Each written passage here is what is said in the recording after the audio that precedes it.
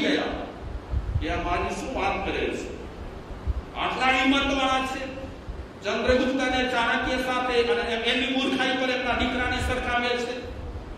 પછી અડવેકથી આ ચંદ્રગુપ્ત અને ચાણક્ય માજીને પૂછે છે, માજી તમે દીકરાને બીજા કોઈનો દાખલો ના આપ્યો, કે ચંદ્રગુપ્ત અને ચાણક્યનો દાખલો શું કામ આપ્યો?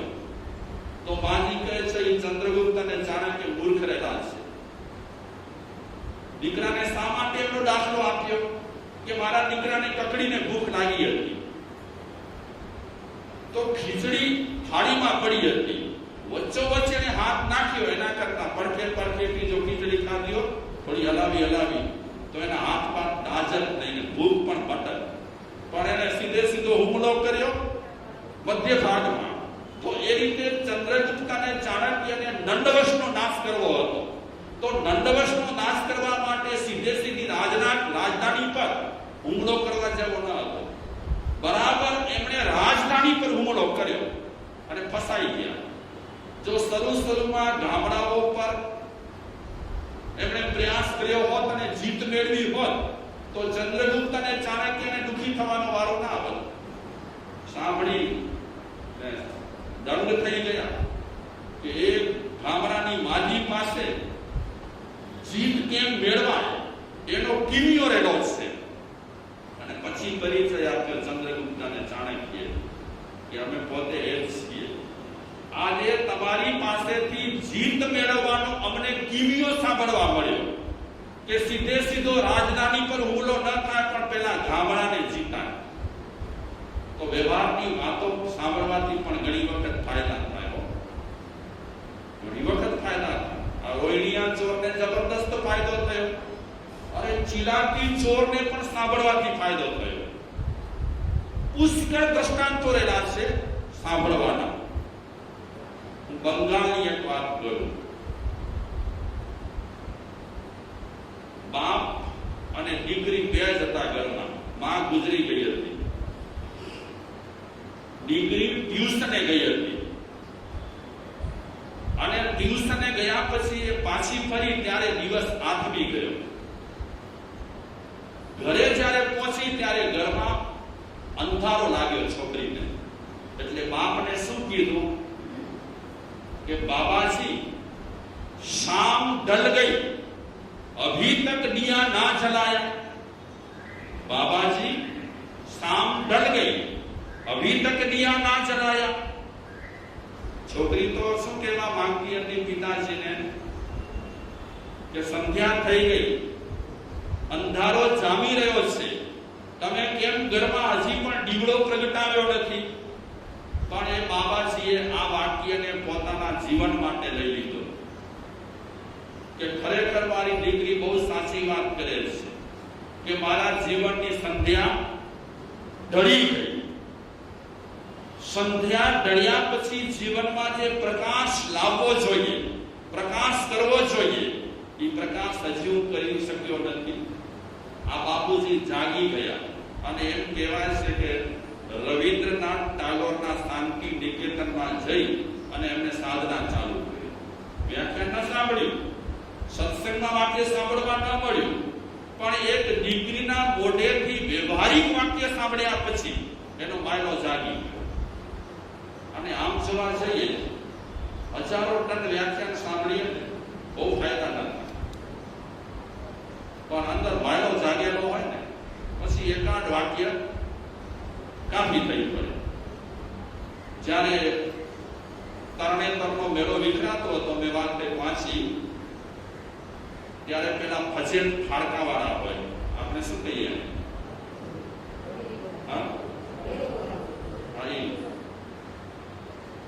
વિખરાવાની તૈયારી હતી તરણેતરનો મેળો. અને એ સમયમાં એ ફજેત ફાળકા વાળા બોલી રહ્યા હતા, છેલ્લો ફેરો, છેલ્લો ફેરો, છેલ્લો ફેરો. એમાં તરણેતરના મેળામાં એક પોલીસ એને આ વાક્ય સાંભળ્યું.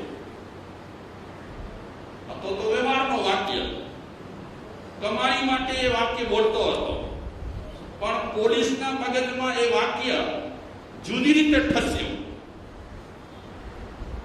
શું વિચાર્યું પોલીસે કે આ છેલ્લો ફેરો છે, કાંઈ કરતા બાપને બોલાવો, છેલ્લો ફેરો છે આ. એમ કહેવાય છે કે આ છેલ્લો ફેરો વાક્ય સાંભળી કરી તરણેતરના મેળામાં એક પોલીસે પોતાનો પોલીસનો પટ્ટો બીજા પોલીસોને સુપ્રત કરી, પોતાનો ડ્રેસ બીજા પોલીસોને સુપ્રત કરી અને જૂનાગઢમાં મહાત્મા બની પલાટી વાળીને બેસી ગયા. સાધના અંદરનો તૈયાર હોય ને માલ તો બહુ મહેનતની જરૂર ન હોય, પણ માલ તૈયાર ન હોય તો ઘણી વખત ઢંઢોળવાની જરૂર પડે, મને પણ તમને પણ. અને ઢંઢોળ્યા પછી પણ જાગીએ ખરા અને ન પણ જાગીએ.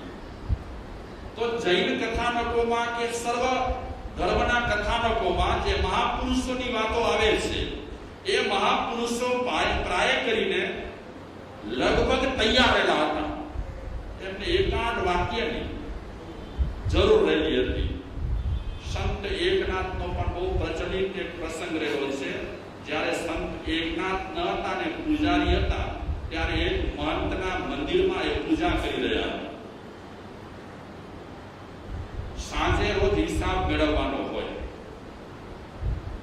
દાનનો કે ઓનો કે તેનો કે. તો એક દિવસે આ એકનાથ પૂજારી હિસાબ મેળવતો હતો. દિવસ દરમિયાન ભક્તોએ જે ઊંડી આપી હોય, એક સોગાદ આપી હોય, એ બધો હિસાબ મેળવતા મેળવતા અને વ્યવહારનો હિસાબ મેળવતા મેળવતા 1 રૂપિયો ખૂટતો હતો. 1 રૂપિયો કેમે કરીને મળતો ન હતો. તો રાતના 10 વાગ્યા, 11 વાગ્યા. ઘણા માણસો પ્રમાણિકતામાં બહુ જ ચોક્કસ રહેલા હોય, ભાઈ પણ આગી પાછી ન કરે. આવા ઈમાનદાર જે માણસો રહેલા હોય એનું જીવન એકદમ હળવું હોય, બિલકુલ હળવું. આ સતયુગની વાત નથી કરતો, કલયુગની વાત કરું છું. જે માણસ ઈમાનદારી પૂર્વક જીવે છે, એકદમ નિર્ભય છે અને હળવો છે. વજન તો કોને લાગે, ભાર કોને લાગે? ઈમાનદારી પૂર્વક જીવતો ન હોય એને ભાર લાગે. તો 1 રૂપિયાનો હિસાબ મેળવવા માટે મહેનત કરે છે. રાતના 11 વાગ્યા, રાતના 12 વાગ્યા. જમવાનું મોડું થતું હતું એટલે મહંતે બૂમ પાડી, એકનાથ 12 વાગી ગયા છે, જમવાને મોડું થાય છે, જલ્દી કર. પણ સંત નહીં, પણ આ એકનાથ પૂજારીએ નિર્ણય કર્યો હતો કે જ્યાં સુધી હિસાબ ન પડે ત્યાં સુધી મારે જમવું નહીં. અને બરાબર 12-1 વાગે હિસાબ પડ્યો 1 રૂપિયાનો. અને 1 રૂપિયાનો હિસાબ પડ્યા પછી આ એકનાથ પૂજારી નાચવા લાગ્યો. महंत जुए छे અને એ સમયે महंते एक वाक्य કીધું कि एकनाथ 1 रुपये का हिसाब मिलते इतना आनंद आता है तो जीवन का हिसाब मिल जाए तो कितना आनंद आ जाए। आए वाक्य एकदम ચોટદાર વાક્ય એના હૃદયમાં રામબાણની જેમ લાગી। महंते કીધું કે 1 રૂપિયાનો હિસાબ મળતા આટલો આનંદ થાય છે તો જીવનનો હિસાબ મળી જાય તો કેટલો આનંદ થાય। અને એ સંત એકનાથ એને આ વાક્ય એકદમ ધારદાર રીતે લાગી અને એ પછી ગુરુજીને પગે લાગી અને જીવનનો હિસાબ મેળવવામાં પડી ગયા અને પછી એ બની ગયા સંત એકનાથ। આ વાક્ય પ્રવચનના ન હતા, આ વાક્ય કોઈ સૂત્રના, કોઈ શાસ્ત્રના, કોઈ ગ્રંથના ન હતા, આ વાક્યો કોઈ વેદ પુરાણના ન હતા। વ્યવહાર માટે બોલાયેલા વાક્યો ઘણી વખત જાગૃત વ્યક્તિ માટે કાફી થઈ પડે છે। આપણો જે માયલો તૈયાર ન હોય એના કારણે આપણને સતત વ્યાખ્યાનો સાંભળવા પડતા હોય, અમને પણ સતત ગ્રંથો શાસ્ત્રો વાંચવા પડતા હોય, તે છતાં પણ હજી જાગૃતિ ના આવે। એ મગજમારીમાં પડ્યા હોઈએ કે નટુભાઈ અમારા સંપ્રદાયમાંથી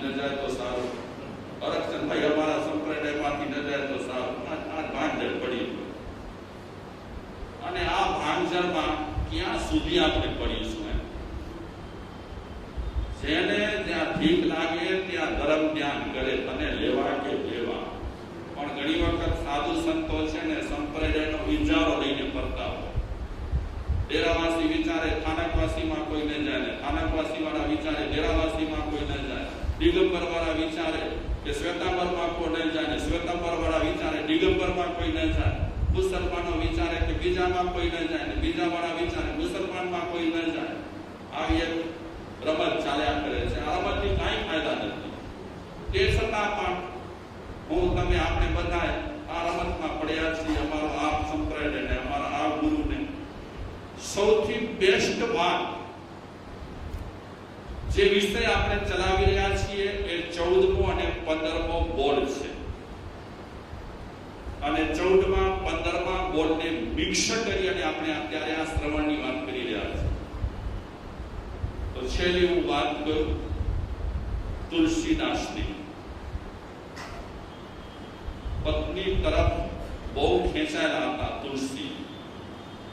ક્યારે પણ પિયરે જવા માટે રજા આપતા ન હતા.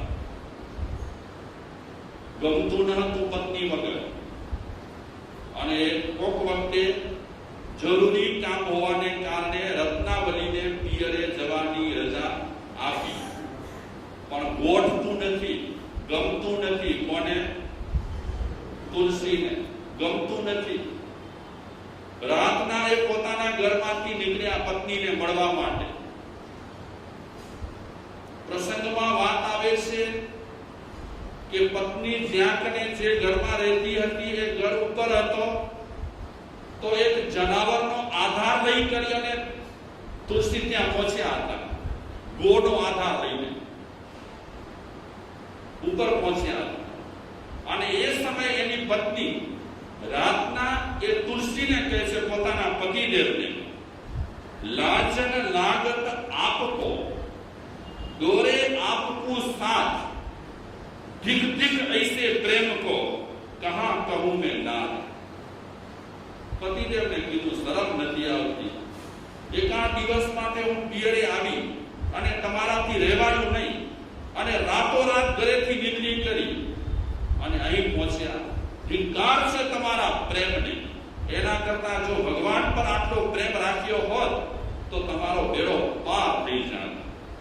અસ્થિ ચરમમય દેહમાં તામે જૈસી પ્રીત તૈસી જો શ્રી રામ में હોત નહીં ભય ભી. આ ચામડામાં શરીરમાં તમે આટલી પ્રીતિ રાખી, બેબાકરા થઈ ગયા, મારા વગર તમને ગમ્યું નહીં. જો આટલો પ્રેમ તમે શ્રી રામમાં રાખ્યો હોત, ભગવાનમાં રાખ્યો હોત તો ખરેખર તમારો ઉદ્ધાર થઈ જાત. આ રત્નાવલીએ કીધું રાતના ટાઈમે ધિકાર છે તમારા પ્રેમ. અને લાગી ગયું તુલસીને, બહુ લાગી ગયું. અને લાગી ગયા પછી એની સેકન્ડે બધી વસ્તુઓનો ત્યાગ કર્યો.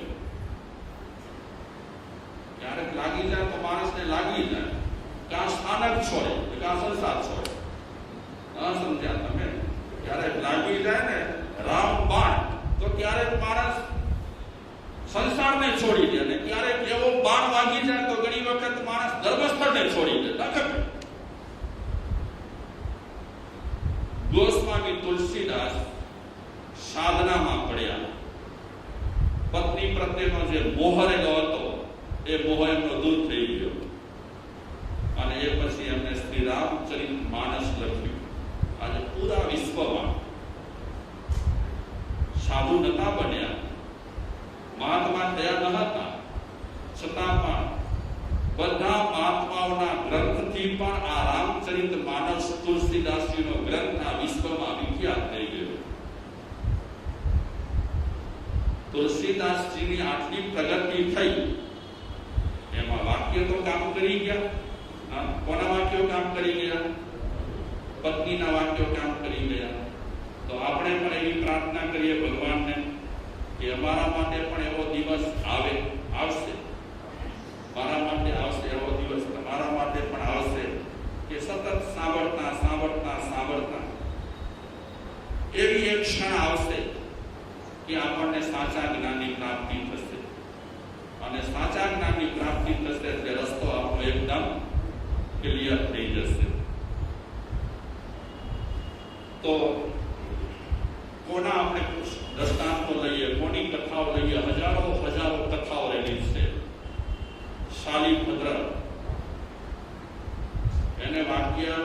મહાવીર ભગવાનને સાંભળવા ટ્રાય કરીને નથી મળ્યું. કોનું વાક્ય સાંભળ્યું? દનાને ખબર પડી એની પત્ની મારફતે કે શાલિભદ્ર એક એક પત્નીનો ત્યાગ કરે છે. દનાની પત્ની રડતી હતી. દનાની પત્ની અને શાલિભદ્ર બંને ભાઈ બહેન હતા, બરાબર? તો દનાએ પૂછ્યું કે શું કામ અત્યારે રડે છે? આટલા સુખો વચ્ચે તને શું દુઃખ છે? તો એની પત્નીએ કીધું કે શાલિભદ્ર એક એક પત્નીનો ત્યાગ કરી અને ટૂંક સમયમાં એ બધી વસ્તુનો ત્યાગ કરી અને સર્વસંગ પરિત્યાગના પંથે જશે. દનાએ કીધું એની પત્નીને કે તારા ભાઈમાં હિંમત નથી, જો એને ત્યાગ જ કરવો છે તો એક એક પત્નીનો શું કામ? એક ઝાટકી અને બધી પત્નીનો ત્યાગ કરી નાખવો છે. દનાની પત્નીએ દનાને કીધું બોલવું સહેલું છે, કરવું સહેલું નથી. આ મહાવીર ભગવાનનું વાક્ય નથી, કાંઈ કોઈ ગ્રંથ શાસ્ત્રનો વેદ પુરાણનો વાક્ય નથી. આ વાક્ય છે દનાની પત્નીનો કે કહેવું સહેલું છે, કરવું સહેલું નથી. અને દનો થઈ ગયો ઉભો. આવી રીત કરે તો બહુ સારું. ધર્મસ્તર છોડવાની રીત કરે એ સારું નહીં. આવી રીત તો જરૂરી છે. ધનાની પત્ની પગ પકડી કરી અને ધનાને કહે છે હું તો મજાક કરતી હતી. બસ મજાક, મારા માટે તો એક સૂત્ર બની ગયું. હવે હું અટકીશ નહીં અને રોકાઈશ નહીં. અને એ ધનો આપ જાણો છો, શાલિભદ્રના મહેલ પાસે આવી કરી અને બહારથી જ બૂમ પાડી, અરે ભાઈ ઉતર નીચે, હું તૈયાર થઈને આવ્યો છું. જે પંથ તું સ્વીકારવાનો છે એ પંથ સ્વીકારવા માટે તારી પાસે આવ્યો છું, ઘર બધું છોડી. અને શાલિભદ્રને પણ વૈરાગ્યમાં એક કારણ બન્યું હતું, માનું વાક્ય. મહાવીરનું વાક્ય તો કદાચ કારણ બન્યું જ હશે, પણ માનું વાક્ય પણ કારણ બન્યું. માએ શું કીધું કે શ્રેણી પરવા માટે આવ્યા છે, અને શાલિભદ્ર માને કીધું કે આવ્યા શ્રેણી છે, શ્રેણી આવ્યા છે તો નાખો વખારે, આવ્યા શ્રેણી તો નાખો વખારે. તો એ શું સમજતો હશે કે કોઈ મહાન બાણ આવ્યા હશે, કોઈ માન સમાન આવ્યું હશે. પછી એની માં નજીક જઈને વાત સમજાવી એને કે બેટા તું જે માને છે ને એ શ્રેણીની વાત નથી. અહીંના મોટા રાજા શ્રેણીક મહારાજા આવ્યા છે. અને ત્યારે જ એને કરંટ લાગ્યો કે હું અત્યાર સુધી સમજતો હતો કે મારાથી ઉપરી કોઈ નથી, હું જ સર્વસ્વ છું. આજે જ્યારે માએ ખબર આપી કે તારાથી ઉપરી છે હજી, બસ આ ઉપરીની વાત સાંભળી કરી અને શાલિભદ્રને વૈરાગ્ય થયો હતો કે હવે હું એવા પંથે જાઉં અને એવું કામ કરું કે મારાથી ઉપર કોઈ હોય જ નહીં. તો ઘણા લોકોને વ્યાખ્યાનો સાંભળવાથી ફાયદા થયા છે એવું નથી, વ્યવહારના વાક્યો સાંભળવાથી પણ ફાયદા થયા છે. મને પણ થાય, તમને પણ થાય. વ્યવહારના વાક્યો ઘણી વખત કામ કરી જાય. ચલણા હોય મગર રહેણા નહીં હોય. વાત ચાલતી હતી ઘરમાં કે ચાલની છે પણ રીંગણા નથી. રીંગણા એટલે શું કહો તમે? વેગન. શાક માટે કઈ જોઈતા હશે વેગન. એમાં રાજાએ સાંભળ્યું, સવારીમાં નીકળ્યા હતા કે ચલણા હોય મગર રહેણા નહીં હોય. વ્યવહારમાં ઘરમાં બોલાતું, શાક માટે બોલાતું આ વાક્ય રાજાએ મનમાં લઈ લીધું. ચલણા હોય મગર રહેણા નહીં હોય. જવું છે, રહેવું નથી. બસ કામ કરી ગયું. રાજા પણ રસ્તો પકડી લીધો. બસ જ્યારે આપણો બર્નર તૈયાર થઈ જાય ને ત્યારે પ્રાઇવસને સળગતા બહુ વાર લાગતી નથી. પણ જ્યાં સુધી આપણા બર્નર ઠંડા હોય ત્યાં સુધી ગમે તેટલા શાસ્ત્રો સાંભળીએ, ગમે તેટલી કથાઓ સાંભળીએ, ગમે તેટલા વેદ પુરાણ સાંભળીએ, જે દિવસે આપણો બર્નર ગરમ થશે તે દિવસે આપણે પણ એક ઝાટકે મનુભાઈ ન ખપે આ ઘર સંસાર. તો આપણે 14મા અને 15મા વિષયને વિરામ આપીએ. આવતીકાલથી આપણો વિષય નવો ચાલુ